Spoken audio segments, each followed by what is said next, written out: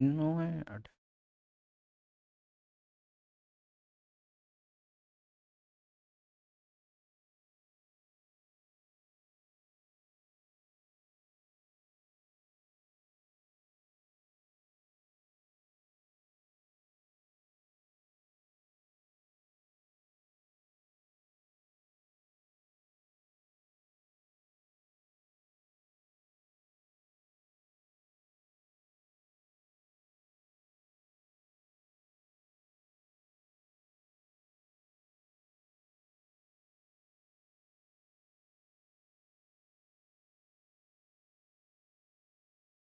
नमस्कार दोस्तों, मैं मनीष आप सभी का स्वागत करता हूं योगेन साहू ऑनलाइन क्लासेस में। देखो 3 से 4 टॉपिक पढ़ेंगे अपन।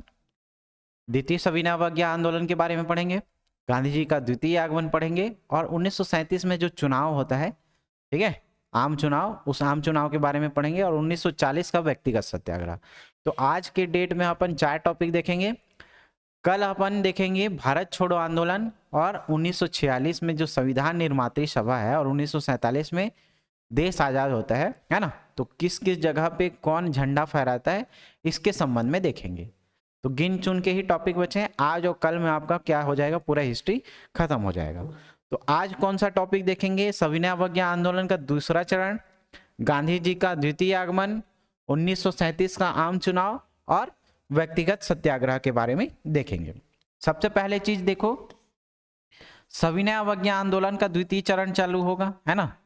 सविनय अवज्ञा आंदोलन का द्वितीय चरण,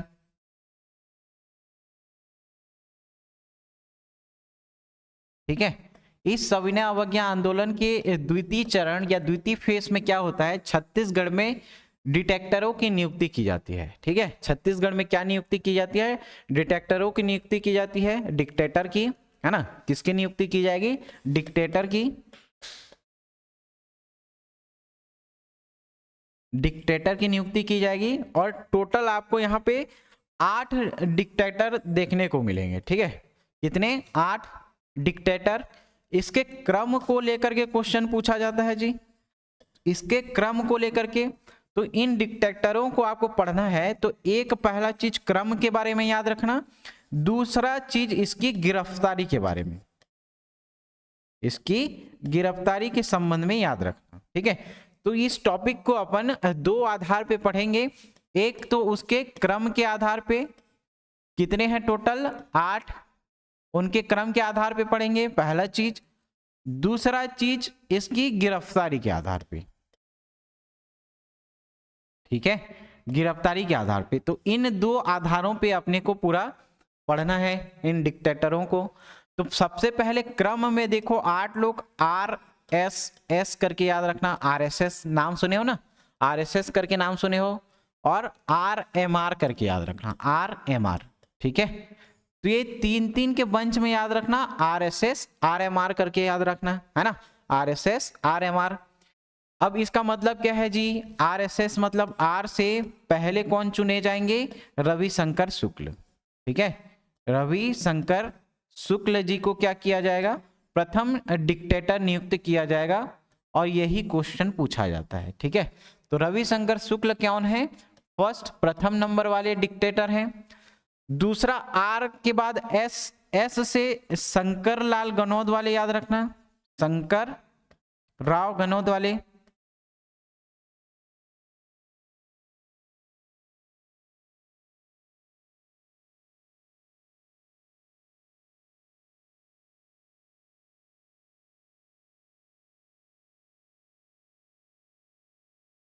ठीक है, एस से। फिर एस से याद रखना सुंदरलाल शर्मा, फिर एस से क्या याद रखना? सुंदरलाल शर्मा, ठीक है। ये 3 के बंच में याद हुआ क्या? तो प्रथम डिक्टेटर किसको नियुक्त किया गया? रविशंकर शुक्ल जी को। ये क्वेश्चन पूछा जाता है पहला वाला, प्रथम नंबर का, ठीक है। और इनको गिरफ्तारी देखो, 2 आधार पे पढ़ेंगे, एक क्रम के आधार पे और एक गिरफ्तारी के आधार पे। तो जो पेशावर दिवस है 29 मार्च को, 29 मार्च 1932 को इनको क्या किया जाता है?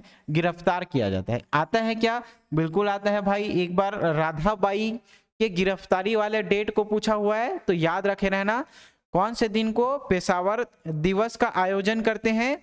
29 तारीख को, और उनको गिरफ्तार कर लिया जाता है। ठीक है, पेशावर दिवस मनाते हैं, उस आयोजन होता है और उसी दिन इनको क्या किया जाता है? गिरफ्तार कर लिया जाता है। अब दूसरा देखो शंकर लाल गनौद वाले, तो इनको 30 तारीख, देखो 29 तारीख को वो गिरफ्तार हुए, तो 30 तारीख या 30 मार्च को क्या किया जाएगा? शंकर लाल गनौद वालों को डिटेक्टर नियुक्त किया जाएगा, और जैसे ही ये डिटेक्टर नियुक्त हुए उसी दिन इनको क्या किया गया? गिरफ्तार कर लिया गया। 29 मार्च हुआ, 30 मार्च।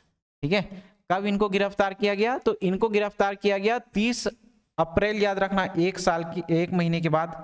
ठीक है, जैसे ही इनको डिक्टेटर नियुक्त किया गया तो उनका देखो ये 29 तारीख को हुआ है, एक डेट बढ़ाना 30, लेकिन ये मार्च ना हो करके क्या हो जाएगा? अप्रैल। एक महीना के आसपास ये क्या करेंगे? डिक्टेटर नियुक्त रहेंगे। ठीक है, तो 30 मार्च को क्या किया जाएगा? इनको गिरफ्तार कर लिया जाएगा। क्या पढ़े भाई अभी तक? याद करो, यहाँ पे डिक्टेटरों की नियुक्ति पढ़ेंगे। टोटल कितने? 8 डिक्टेटर। नाम याद रखना, RSS है ना, RSS, RMR। पहला कौन है? रविशंकर शुक्ल, रविशंकर शुक्ल। ठीक है, पहले नंबर की। कब गिरफ्तार किया जाएगा? तो 29 मार्च को ये किसका? पेशावर दिवस का आयोजन करेंगे, है ना, और उसी दिन इनको क्या किया जाएगा? गिरफ्तार कर लिया जाएगा। किस दिवस पे? पेशावर दिवस, पेशावर दिवस। ठीक है, अब दूसरा देखो शंकर लाल गनौद वाले, शंकर लाल गनौद वाले,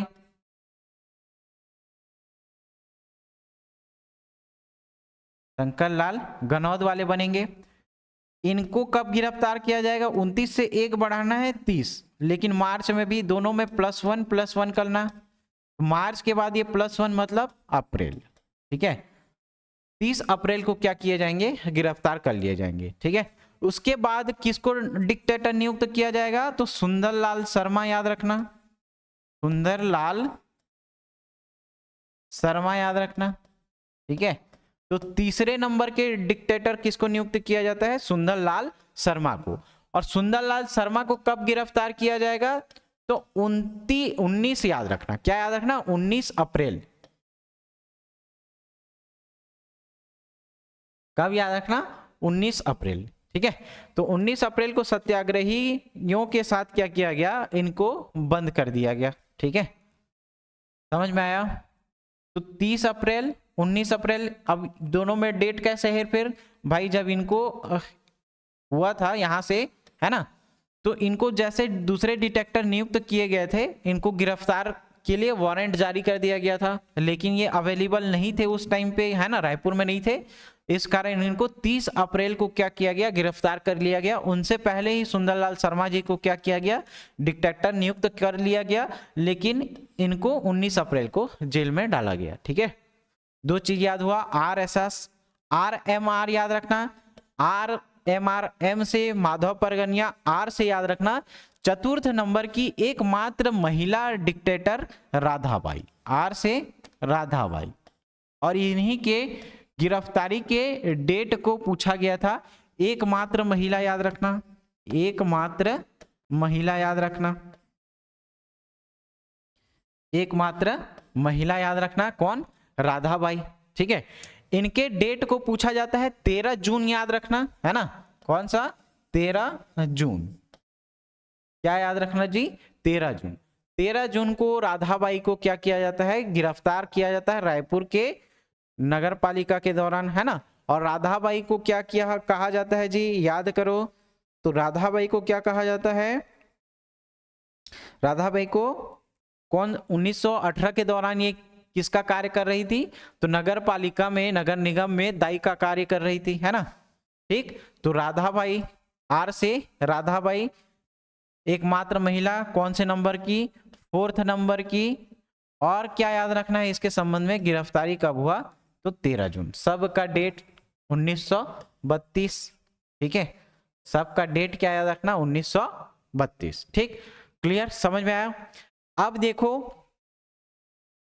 फिर किसका, माधव परगनिया, ये 5th नंबर के हैं क्या, 5th नंबर के, तो 5th से 5 याद रखना, 5th से 5, 5th से 5, ठीक है, 5th से 5, 5 मई को इनको क्या किया जाता है, 5 मई को गिरफ्तार किया जाता है, ठीक है, 5 मई को गिरफ्तार किया जाएगा। एम मतलब माधव राव परगनिया, माधव परगनिया, माधव परगनिया, ठीक है, इनको गिरफ्तार किया गया, 5वें नंबर की है तो 5 मई, 5वें नंबर की है 5 मई, ठीक है। अब माधव परगनिया के बाद देखो आर बनेंगे, आर राम नारायण मिश्र हर्सुल जिसको बोलते हो आप लोग, है ना, राम नारायण मिश्र हर्सुल, इनका और भी कहीं पढ़े हैं क्या, याद करो, है ना, एक बार देख लेना प्रीवियस वीडियो। तो राम नारायण मिश्र, इनका उपनाम क्या था, हर्सुल, राम नारायण मिश्र हर्सुल, ठीक है, राम नारायण मिश्र हर्सुल। तो राम नारायण मिश्र हर्सुल याद रखना, पत्र बम योजना बनाई थी, याद करो, है ना, राम नारायण मिश्र हर्सुल ने क्या बनाया था, पत्र बम योजना, इन्हीं के द्वारा बनाया गया था। तो पत्र बम योजना याद रखना, पत्र बम योजना बनाई,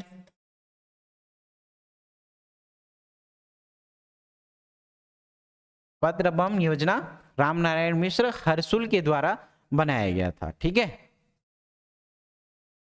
अब याद रखना लास्ट दो बी एम कर, बी एल करके याद रखना, बी एल, है ना, बी एल करके लास्ट में याद रखना, R S S, R M R, M R मतलब समझते हो ना, जो मेडिकल वाले रहते हैं, है ना, या मार्केटिव रिप्रेजेंटेटिव बोलते हैं उसको, वो क्या करते हैं, कहीं भी जाते हैं तो पहले बिल पकड़ा देते हैं कि भाई इतना का खर्चा है, इतना खर्चा आएगा, है ना।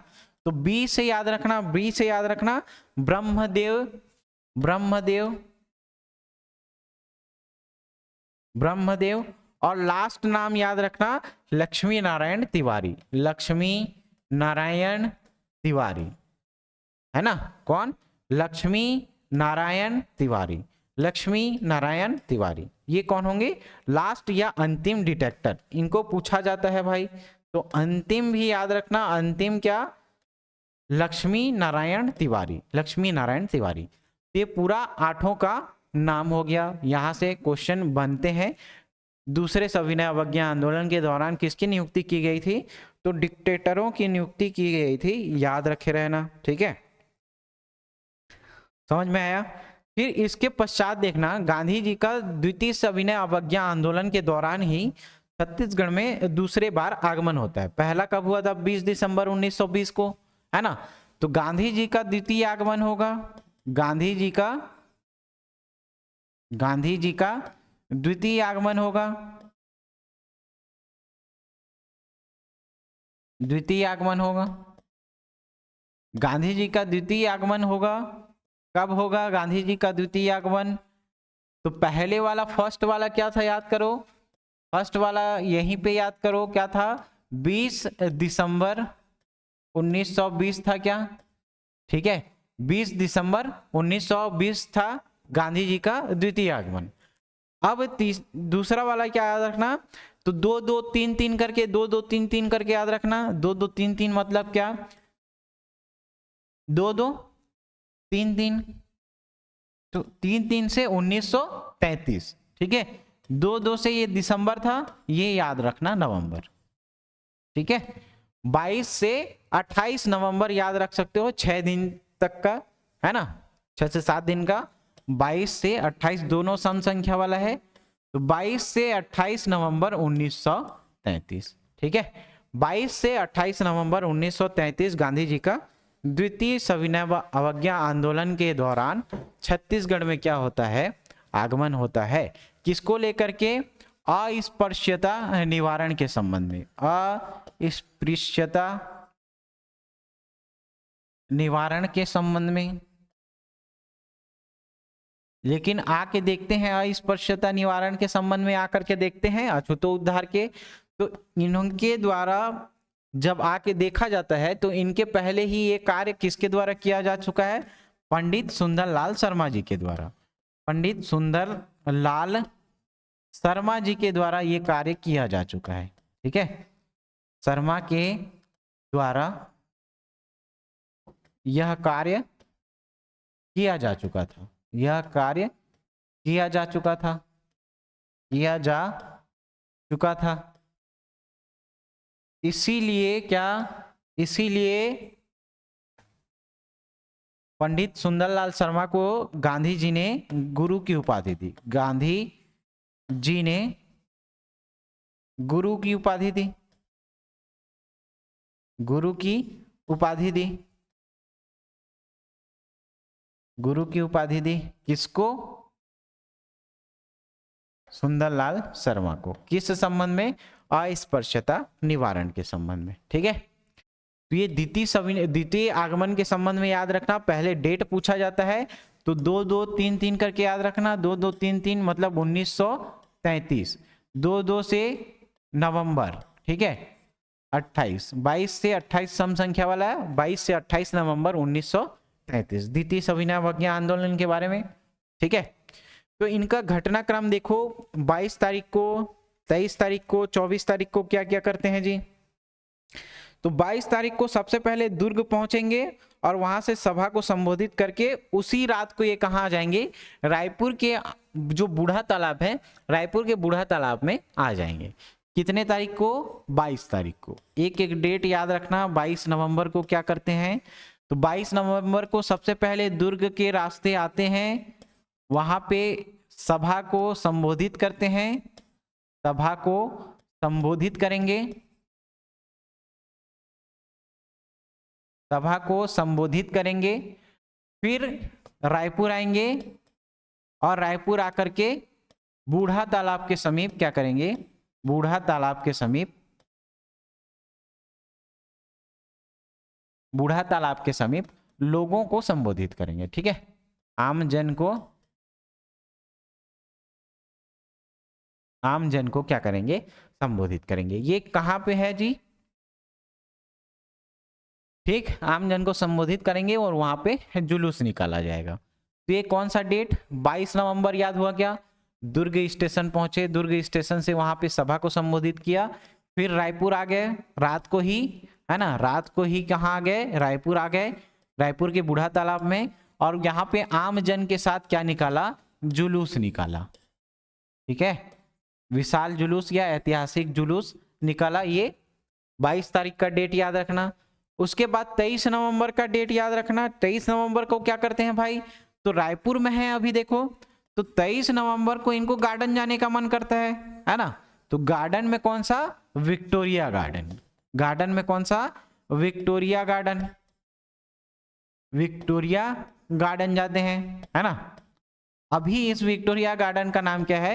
मोती बाग, है ना, जो घड़ी चौक के पास में लगा हुआ है। ठीक, मोती बाग कहा जाता है। ठीक, 23 नवंबर को, ठीक 23 नवंबर को ये कहाँ जाते हैं? विक्टोरिया गार्डन जाते हैं। क्या करने के लिए? तो उस टाइम पे मोती बाग या विक्टोरिया गार्डन में खादी और स्वदेशी को लेकर के क्या हो रहा था? मेला हो रहा था। ठीक है, तो खादी का अवलोकन करने के लिए, खादी का अवलोकन करने के लिए, खादी का अवलोकन, खादी प्रदर्शनी का अवलोकन करने के लिए कहाँ गए? विक्टोरिया गार्डन गए थे। ठीक है, और मौधापारा में सभा को सतनामी आश्रम और अनाथालय का दौरा भी किया था। तो मौधापारा और सतनामी आश्रम भी याद करना। तो खादी प्रदर्शनी देखने के बाद ये कहाँ गए? दो जगह गए, एक सत्याग्रह आश्रम गए, सत्याग्रह आश्रम, और क्या याद रखना? मौधापारा।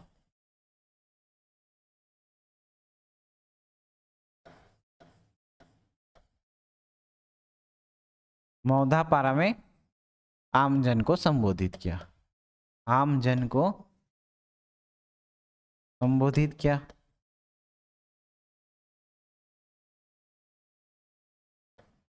ठीक है, सत्याग्रह आश्रम, मौधापारा में आम जन को क्या किया? संबोधित किया। ये कौन से डेट की बात है? 23 तारीख की बात है। ठीक,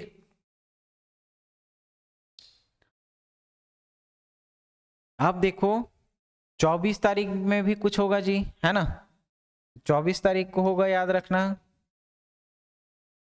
23 तारीख तक देख लिए, 24 नवंबर को क्या होगा। ठीक, तो अभी रायपुर में ही ट्रेवल कर रहे हैं ये मान के चलो। अब 24 तारीख को ये कहाँ जाएंगे, बिलासपुर के गांधी चौक में जाएंगे, है ना, बिलासपुर के गांधी चौक जाएंगे, बिलासपुर के गांधी चौक जाते हैं और वहां पे लोगों को संबोधित करते हैं। और उसी दिन को ही रायपुर से बिलासपुर गए और वापस बिलासपुर से फिर रायपुर आ गए और जो सप्रेशाला मैदान है, सप्रेशाला मैदान में लोगों को संबोधित किया। ठीक है, 24 तारीख को सबसे पहले बिलासपुर के गांधी चौक गए, वहां पे लोगों को संबोधित किया, फिर रायपुर आए, किस संबंध में संबोधित कर रहे हैं, अस्पृश्यता के निवारण के संबंध में।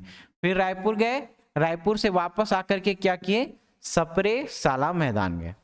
ठीक है, तो ये कौन से तारीख को है, 24 तारीख को।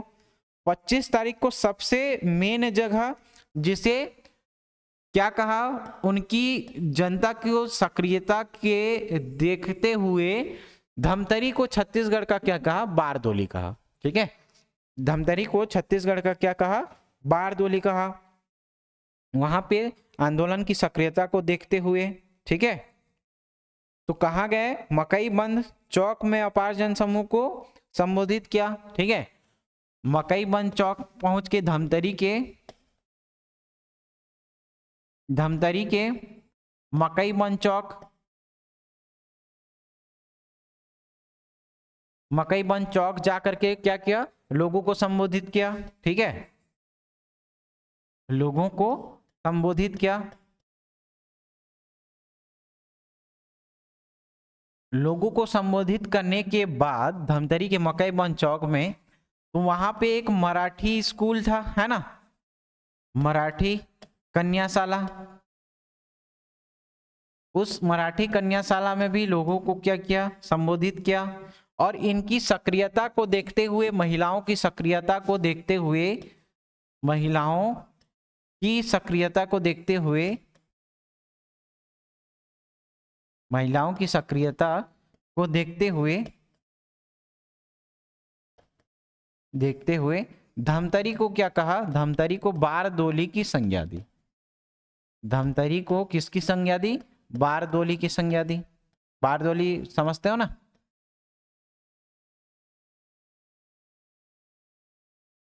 ठीक है। यहां पे महिलाओं ने सक्रिय भूमिका निभाई थी, किसके नेतृत्व में, किसके नेतृत्व में, तो याद रखना वल्लभ भाई पटेल। इसीलिए वल्लभ भाई पटेल को इन्होंने भाई की उपाधि दी थी और उनकी उसको उस महिलाओं की सक्रियता को देखते हुए गांधी जी ने धमतरी में जो सक्रिय लोग भाग ले रहे थे उसकी सक्रियता को देखते हुए इसको क्या कहा, छत्तीसगढ़ का बारदोली कहा था। ठीक है, तो ये 25 नवंबर का बात है। अब देखो 26 नवंबर को ये कहा, बलौदा बाजार और सिमगा वाले क्षेत्र में जाते हैं। 26 नवंबर को बलौदा बाजार और सिमगा, याद रखना, बलौदा बाजार और सिमगा क्षेत्र में जाते हैं, बलौदा बाजार और सिमगा क्षेत्र। 26 तारीख को, 27 तारीख को याद रखना, डूमर तरई, माना, अभनपुर इधर जाते हैं 27 नवंबर को। तो उस वाले रास्ते में जाकर देखोगे पुराना धमतरी रोड, तो वहां पे देखना माना, डूमर तरई, डूमर तराई, है ना, और क्या आता है, अभनपुर, उधर जाते हैं, है ना। और 28 तारीख को ये वापस सुबह कहा, बालाघाट के लिए रवाना हो जाते हैं। ठीक है, 28 तारीख को ये वापस बालाघाट चले जाते हैं। 28 नवंबर को कहाँ जाते हैं, बालाघाट।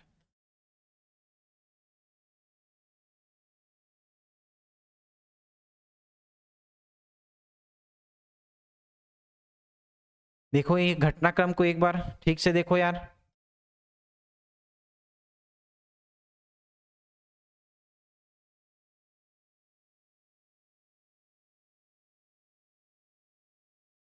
ठीक। देखो तो 28 नवंबर के घटनाक्रम को देखेंगे, सॉरी 22 से 28 नवंबर के घटनाक्रम को एक एक करके समझते हैं, है ना, एक ही फ्रेम में इसको समझो।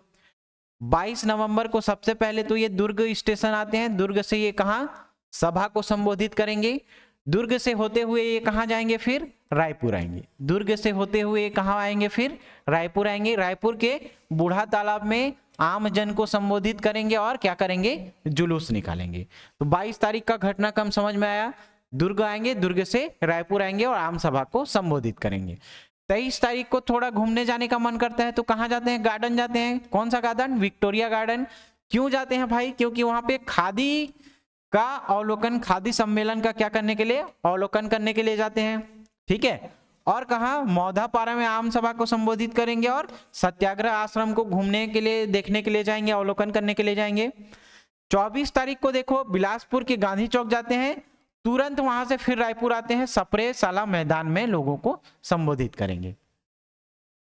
25 नवंबर को धमतरी के मकईबंद चौक में जाएंगे, वहां पे लोगों को संबोधित करेंगे और मराठी कन्याशाला में लोगों को संबोधित करेंगे। और महिलाओं की सक्रियता को देखते हुए क्या कहा, छत्तीसगढ़ को, मतलब धमतरी को क्या कहा, छत्तीसगढ़ का बारदोली कहा। 26 तारीख को बलौदा बाजार और सिमगा वाले क्षेत्र में, 27 तारीख को माना डूमर तरई और अभनपुर वाले क्षेत्र में, 28 तारीख को बालाघाट वाले क्षेत्र में ये क्या करेंगे, प्रवास करेंगे, ठीक है।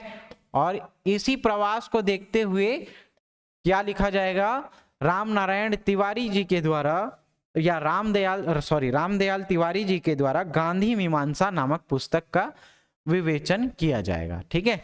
किसके, राम दयाल तिवारी जी के द्वारा। क्या पुस्तक लिखा जाएगा, तो लिखा जाएगा गांधी मीमांसा।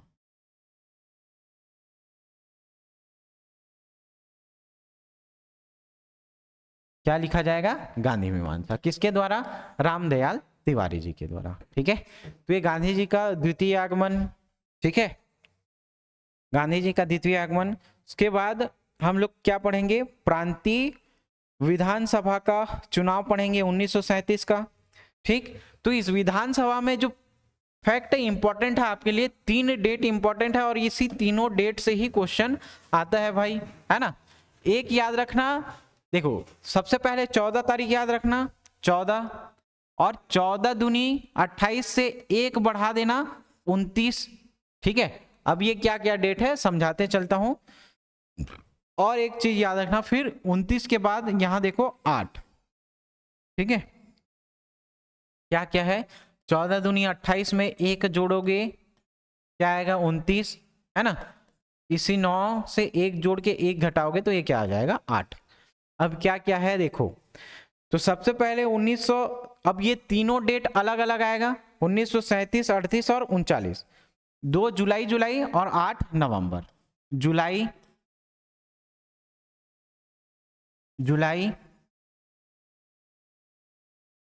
और याद रखना नवंबर, ठीक है।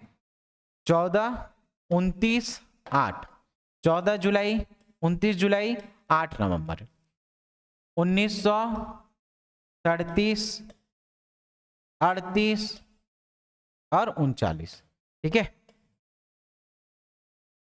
क्या होगा सबसे पहले, गठन, ठीक है। सबसे पहले क्या होगा, गठन, फिर समाप्त, और लास्ट में फिर पूर्ण रूप से समाप्त,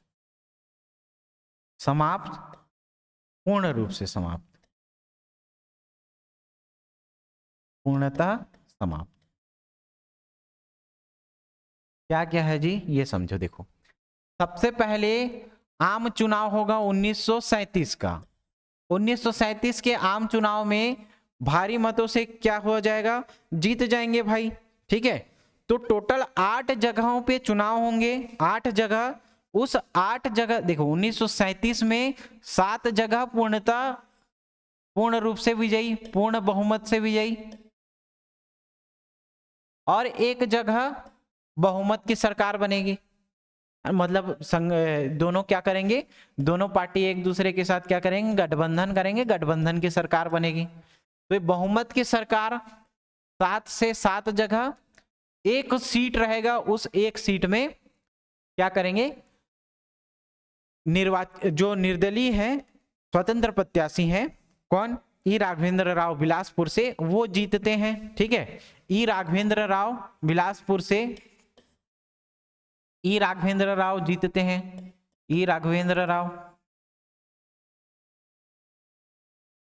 ये क्या है, स्वतंत्र प्रत्याशी हैं।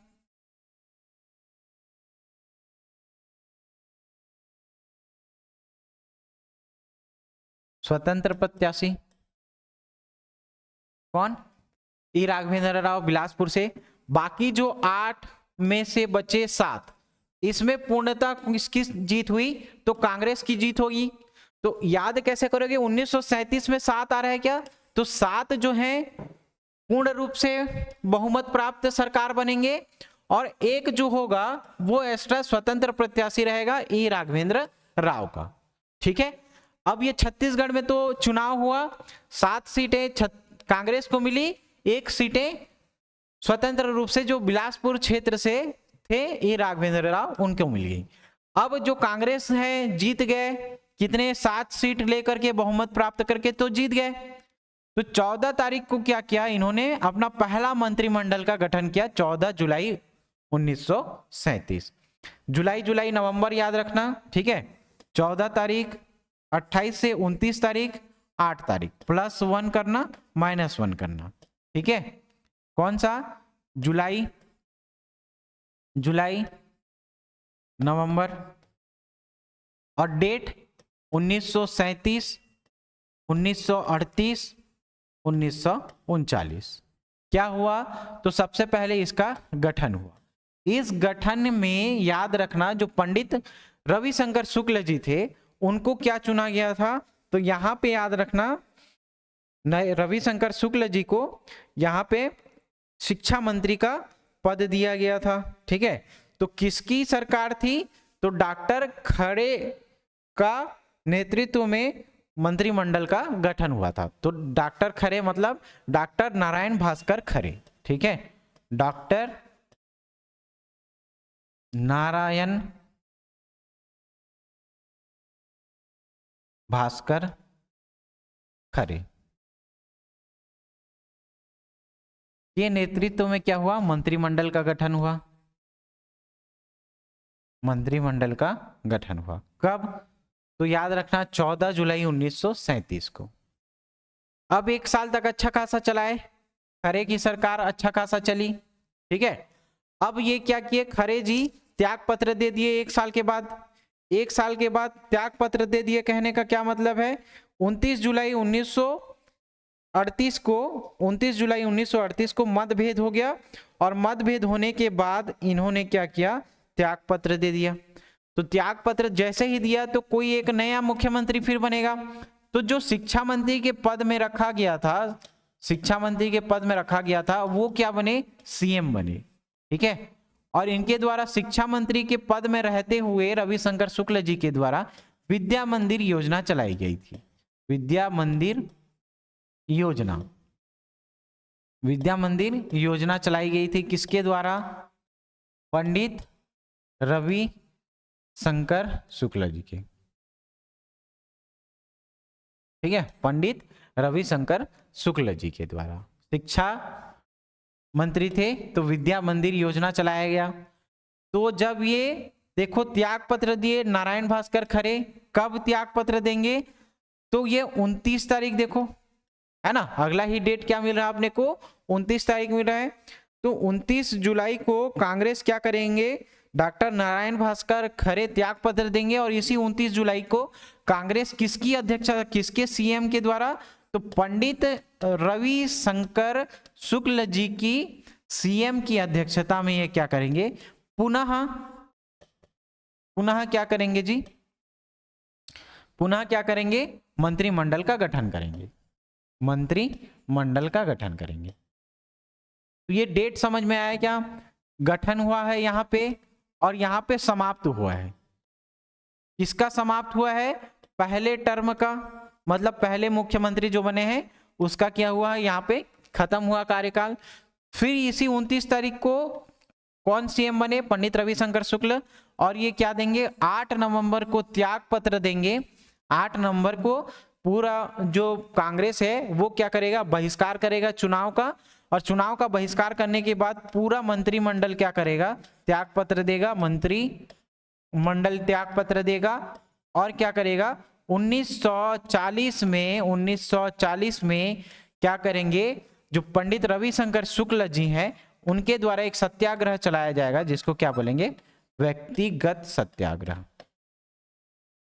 क्या सत्याग्रह चलाएंगे, व्यक्तिगत सत्याग्रह। तो शिक्षा मंदिर योजना या विद्या मंदिर योजना किसके द्वारा, 1937 में पंडित रविशंकर शुक्ल जी के द्वारा चलाया जाएगा। ठीक है, समझ में आया। तो इसके बाद क्या पढ़ेंगे, व्यक्तिगत सत्याग्रह के बारे में पढ़ेंगे। तो क्लास लंबा हो जाएगा जी, व्यक्तिगत सत्याग्रह से कल चालू करेंगे, है ना। व्यक्तिगत सत्याग्रह, भारत छोड़ो आंदोलन, है ना, और लास्ट में 1946 का आजादी। तो कल की क्लास में पूरा हिस्ट्री खत्म हो जाएगा। ठीक है, मिलते हैं अगली कक्षा में। थैंक यू, धन्यवाद।